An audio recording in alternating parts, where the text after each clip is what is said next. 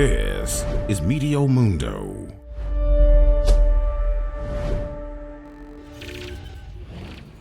Hi everyone, I'm Meteo Mundo Chief Meteorologist Rusty McCraney. Thanks for joining us on this Sunday, September the 24th. Thanks for liking the video, subscribing to our channel if you want the latest on, of course, what's happening across the Caribbean and the Bahamas.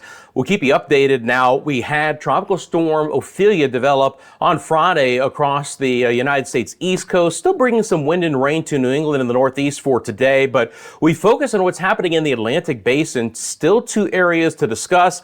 The first is the one we had been watching all week long that has become Tropical Storm Philippe, and the second is a new area of interest with at least a medium chance of development for the week ahead. But let's get into what's happening with Philippe right now. Philippe is a tropical storm, winds right around 50 miles an hour. It is forecast to strengthen as we go over the next several days, but there's some good news on Philippe. First of all, you notice from the Hurricane Center, even at the end of the 5-day forecast, it actually keeps Philippe as a tropical storm. So we're not trying to wrap this up into a major hurricane like the last several that had developed in this area. Sure, it could potentially reach Category 1 strength here at the end of this time frame, but the Hurricane Center officially keeps it as a tropical storm. And the other great piece of information is that when you look at this track, now the official track is well away from the Leeward and the Windward Islands, the U.S. and British Virgin Islands, and Puerto Rico. As a matter of fact, that center line is nearly 600 miles away from the northern side of the Leeward Islands. Earlier in the week,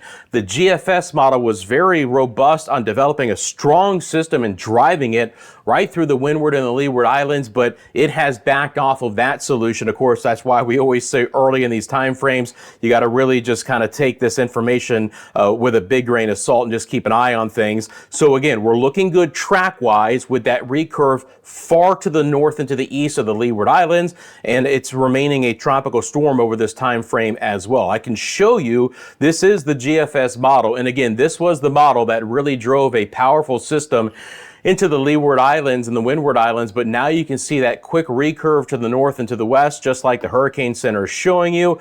So it's all good news as far as that goes. We do not expect direct impacts from the islands out of Philippe. So that is great news. You can see that recurve quickly to the north and to the west, staying to the east of the islands. And it also, again, doesn't wrap up. That is a fairly disorganized system. Might be a strong tropical storm, but certainly not a powerful hurricane. Now, if you look at as Philippe moves away, on the back end of that, we have quickly yet another potential developing system. It still looks very ragged on this model this far out, but that would be that area in orange that you see. So kind of on the heels of Philippe, another potential area of disturbed weather developing. We'll monitor that one, but again, that curve quickly to the north and west, well away from the Windward and the Leeward Islands and Puerto Rico, appears to be happening with that one as well. But obviously we're very early in the time frame with that new system, so that's one we'll keep a very close eye on. Now, I mentioned Ophelia. Basically, it's gone, but it is still going to bring fairly wet weather and at least some windy conditions to the United States, New England coastline and portions of the Northeast. Wind gusts right now are less than 30 miles an hour, so we're going to put a bow on Ophelia as it has dissipated, but just some breezy conditions there. Now, as far as rain chances in the Bahamas go, it's been, again, fairly wet, and that will continue. I'm going to take the same model here. We'll drop it down to just the next couple of days, and then I'll put that into motion for you here, and you get an idea of what I expect rainfall-wise for the Bahamas. We're going to stay kind of on the wetter side early in the week. There's already some rain across the northwest Bahamas on this Sunday, and scattered showers are likely again. Might be a little bit drier tomorrow here, but I'll pause this model as we get into Tuesday, and you can see another batch of rain driving across Grand Bahama and Abaco and Andros and Nassau towards Eleuthera. So the opportunity for more scattered showers here. It's not going to be as prominent in the central Bahamas or the Turks and Caicos, but there'll be some scattered rain. And it's the same thing for the Dominican Republic and Puerto Rico. Some scattered showers early in the week, but generally speaking, the farther north and west that you go here, we're going to see a higher chance for some rain. Do want to mention that our friends in Jamaica, it's going to be wet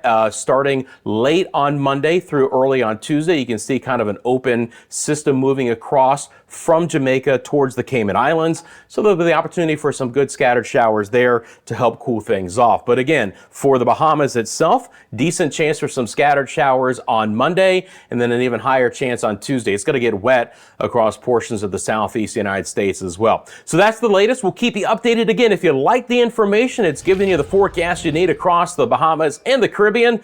Please like the video, subscribe right here to Media Mundo.